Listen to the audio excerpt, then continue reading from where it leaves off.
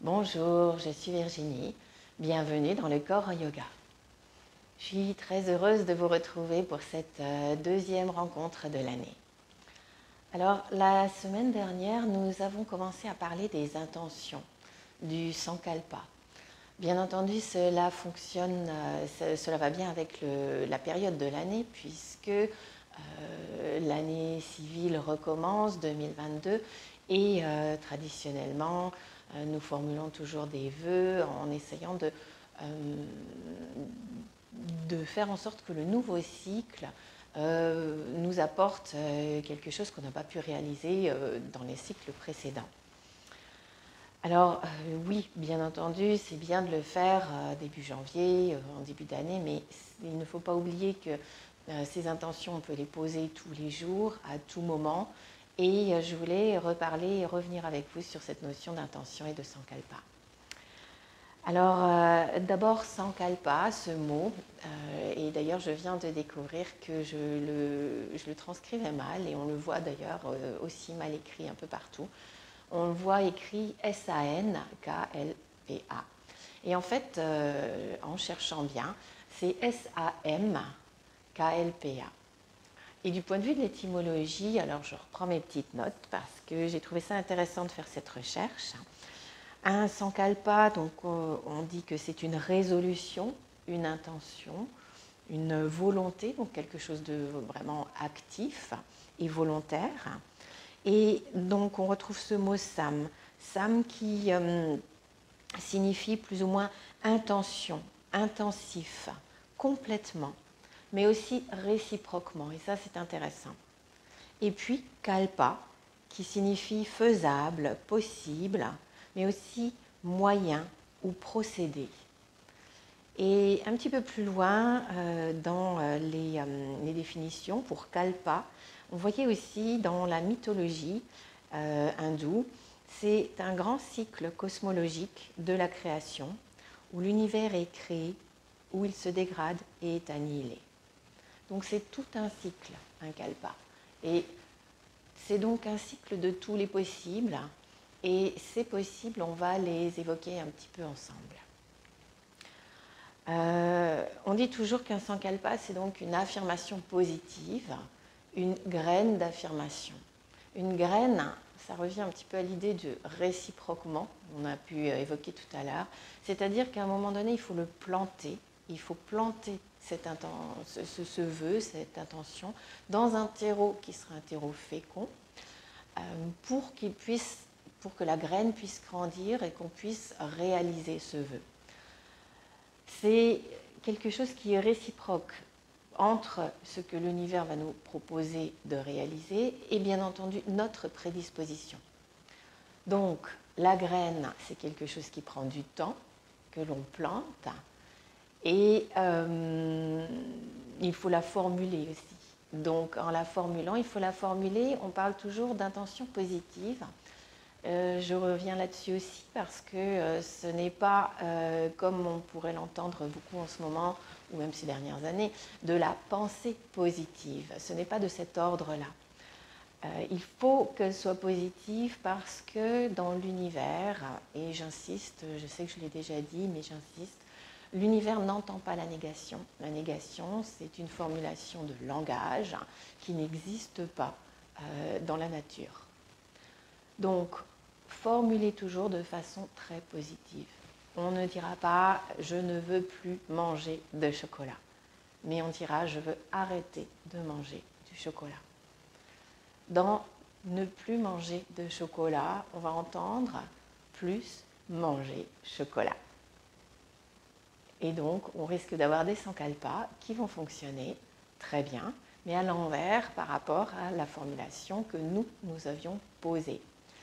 Donc, on oublie la négation et on pense toujours avec des mots qui représentent réellement ce que nous voulons et non pas en version négative. Cela ne fonctionnera pas. Donc, des sankalpas, vous pouvez les poser pour tout. Vous pouvez les poser pour un changement de vie, de situation, une maison à trouver, un travail à trouver, Mais essayez aussi de voir ce qui est à changer en vous. Une habitude, une façon de penser, quelque chose de plus personnel qui vous permettra de progresser. Tout simplement, s'il y a des relations qui sont difficiles avec des collaborateurs ou avec des amis ou dans la famille, pensez à formuler un sankalpa pour que ces relations se transforment. Pensez à poser un sankalpa pour que cela s'apaise autour de vous, d'une façon générale ou d'une façon plus précise. Pensez à poser un sankalpa à long terme, bien sûr, mais aussi à court terme. L'un n'empêche pas l'autre. Contrairement à ce qu'on dit, j'ai pu lire et voir qu'on disait oui, tant que le sankalpa n'est pas réalisé, il faut le garder. Oui, mais il y a plusieurs degrés, plusieurs niveaux d'intention et de vœux. Il y a des intentions à court terme pour le quotidien, pour la semaine, et d'autres qui sont des formulations pour une réalisation qui va prendre beaucoup plus de temps. Retour à la graine, il faut qu'elle puisse pousser. Et si ça fonctionne, c'est parce que ce n'est pas notre environnement qui va changer, c'est nous par rapport à notre environnement. C'est nos attentes, la façon dont nous réagissons, dont nous interagissons avec notre entourage, avec nos amis, nos proches, avec les situations que nous rencontrons. Et donc, c'est ça qui va changer. Ce n'est pas les personnes autour de nous qui, tout d'un coup, vont miraculeusement devenir des anges, mais c'est la façon dont nous allons accueillir leur comportement, leurs réactions, et qui va faire que nous prenons du recul et que tout d'un coup, les choses vont changer par rapport à ça. C'est pareil pour les situations, les lieux, etc. Donc, c'est toujours par rapport à nous, et c'est pour ça que ça prend du temps. C'est aussi pour ça qu'il faut revenir sur l'intention et la conviction avec laquelle vous formulez vos sankalpas. Nous allons donc laisser voyager un petit peu ces sankalpas, ces idées, et nous lancer dans une pratique douce pour nous recentrer et peut-être laisser émerger un peu tout à l'heure un sankalpa ou des mots, quelque chose qui puisse nous guider. Sachez également que vous pouvez reformuler vos sankalpas, que vous devez prendre du temps pour les formuler. Parfois, quelque chose arrive spontanément en nous, une idée, mais le temps de vraiment la peaufiner pour que ce soit fluide quand nous la prononçons. Et il faut parfois se donner le temps de construire cette intention. Et parfois, on n'arrive pas du tout à la formuler en termes de vocabulaire, mais ça peut être une image, un lieu, une musique. Quelque chose qui va nous porter. Si on souhaite retrouver de la joie pour effacer la tristesse, ça peut être remplacé par une musique, des notes ou un lieu qui nous amène beaucoup de joie. Et donc, c'est à travers une visualisation ou une intention sonore que nous allons pouvoir poser un sankalpa. Voilà. Et puis, nous allons maintenant nous consacrer à une pratique d'activation de l'énergie. Nous avons déjà fait également. Et je vous propose à ce moment-là de soit vous asseoir, soit vous mettre debout. Si vous êtes assis, vous aurez un petit peu moins d'espace pour laisser descendre les bras, mais on dirait qu'ils vont venir qu'ils vont entrer en contact avec la terre et venir prendre de l'énergie à la terre, un peu comme des paratonnerres. Pensez toujours que nous sommes traversés d'énergie. Et nous allons commencer avec les doigts en Bhumudra, avec l'annulaire et le majeur qui sont tendus, et les trois autres, donc pouce, petit doigt et l'index et le majeur qui sont tendus, et le petit doigt, l'annulaire et le pouce en contact, le tout retourné à la terre. Donc en direction de la terre, vous avez l'index et le majeur. Si vous êtes assis, vous les posez sur votre tapis ou sur le sol. Et lentement, vous fermez les yeux. Et peu à peu, vous accueillez ce contact léger entre le bout des doigts et le sol ou le tapis. Vous accueillez la détente si vous êtes debout avec les bras vraiment détendus pour emmener vos mains en direction du sol. Relâchez les doigts, laissez passer tout ce qui peut commencer à passer, peut-être des petites sensations. Et laissez l'inspire s'installer en vous, de la colonne jusqu'au sommet du crâne. C'est une prise d'énergie à la terre. Laissez le souffle s'installer naturellement.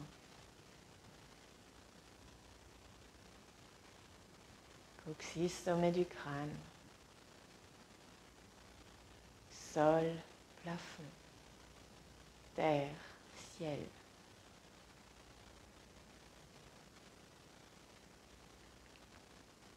Puis tout doucement, vous ouvrez les yeux. Et on va laisser nos bras monter sur les côtés jusqu'à hauteur d'épaule. Les paumes de main sont tournées vers la terre. À hauteur d'épaule, vous tournez les paumes de main vers le ciel. Vous continuez à monter les bras. Les mains se rejoignent en Anjali Mudra, l'une contre l'autre au-dessus de la tête. Puis vous laissez les bras redescendre, les coudes suppliés et les mains viennent dans l'espace du cœur. Puis vous orientez le bout des doigts à l'horizontale, comme une pointe, et vous laissez les bras s'éloigner devant vous, vous les allongez, les paumes de main sont toujours en contact. Les bras sont tendus devant vous, paumes de main à contact, vous ouvrez les bras complètement, en gardant les bras à l'horizontale, à hauteur d'épaule, et on les ouvre le plus largement possible pour accueillir l'espace. Puis nous ramenons à nous-mêmes ce que nous avons cueilli. Les paumes de main reviennent l'une contre l'autre, les bras tendus devant vous. Puis vous ramenez en pliant les coudes, les mains dans l'espace du cœur. Les bouts des doigts reviennent en direction du ciel. Et nous repartons donc en sens inverse. Nous laissons les mains s'élever de nouveau au-dessus de la tête en Anjali Mudra. Et puis les mains s'ouvrent, les bras redescendent par les côtés, paumes de main vers le ciel jusqu'à hauteur d'épaule. Puis vous tournez les paumes de main vers le sol et vous redescendez. Et lorsque vous arrivez en bas, vous refaites cette mudra, Bhu Mudra, le pouce, le petit doigt et l'annulaire en contact. Et de nouveau, juste l'index et le majeur à la terre. Et nous recommençons plusieurs fois sur une respiration douce qui s'installe naturellement.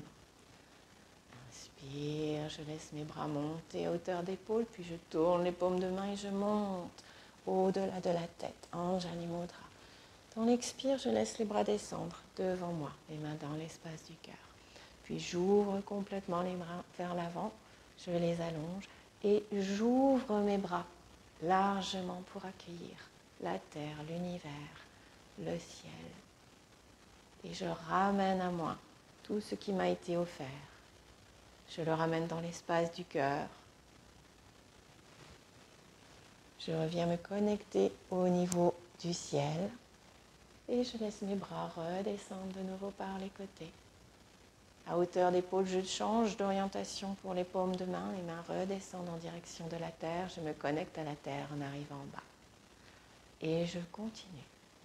Je remonte, inspire, de nouveau bras au niveau des épaules. Je tourne les paumes de main.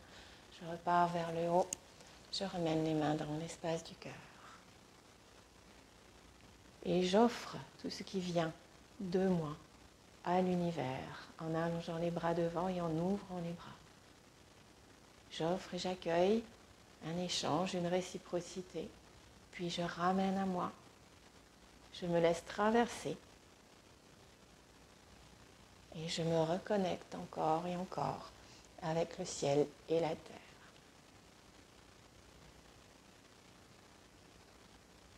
Et une dernière fois, inspire, nos bras s'élèvent par les côtés. Changement d'orientation pour les paumes de main. Arrivé en haut, Anjali Mudra. Et je laisse descendre devant.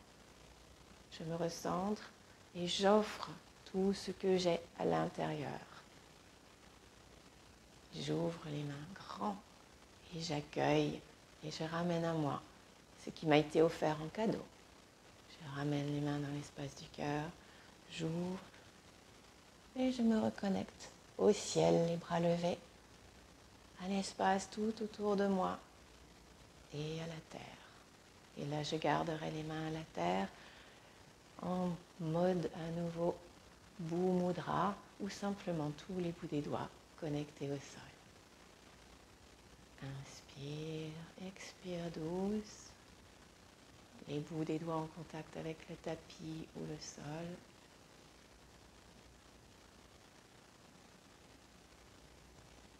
Puis je vais ramener les mains dans l'espace du cœur et je vais installer pour Nari Daya Mudra simplement ce cœur que nous formons avec les mains. Les deux mains devant dans l'espace, vous les regardez et doucement à partir de la position où les deux paumes de main sont l'une contre l'autre, hop, j'écarte et je viens former un cœur avec mes doigts. Les ongles arrivent en contact les uns avec les autres, les pouces vers le bas et vous formez ce cœur. Vous relâchez bien les épaules, les bras, vous accueillez ce cœur, vous essayez de regarder l'espace à travers, à l'intérieur. Imaginez votre espace intérieur, votre cœur, puis vous fermez les yeux et vous allez chercher à sentir battre votre cœur.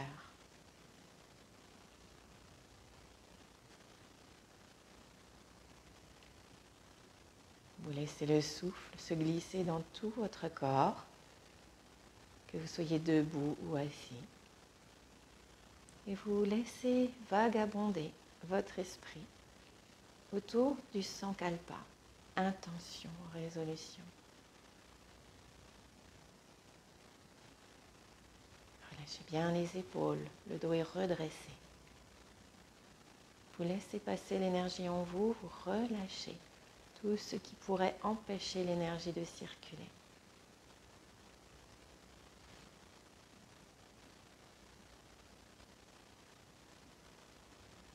Peut-être que des mots émergent, peut-être qu'une idée ou qu'une formulation vous est déjà venue.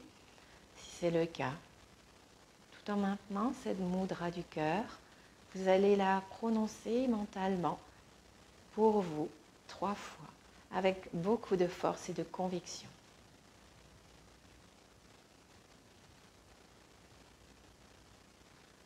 Si rien ne vous vient pour le moment, laissez faire, accueillez simplement les sensations de cette mudra. Installez-vous dans un espace de calme et de paix.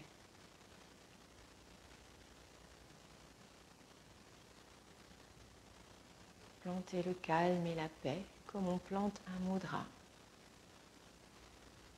Comme on plante dans cet espace, dans ce terreau, l'intention qui peut être venue à certains et certaines.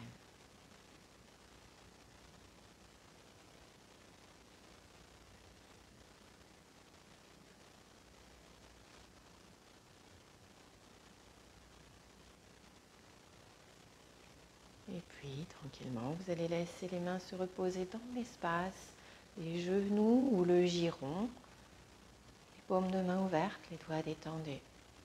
Vous accueillez.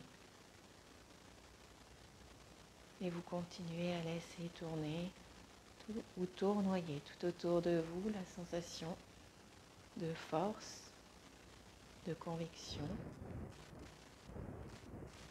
mais aussi de paix et d'harmonie.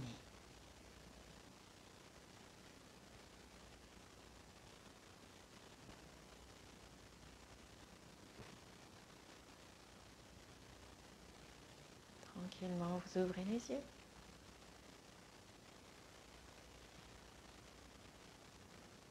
Et nous plaçons nos mains dans l'espace du cœur. Nous inspirons ensemble, nous expirons en nous saluant et nous formulons l'intention d'être en harmonie toute cette journée, toute cette semaine, toute cette année, si c'est possible. Voilà, je vous souhaite de belles réalisations de toutes vos intentions ou de les trouver si vous n'y avez pas encore réfléchi ou si elles ne sont pas encore venues. À bientôt!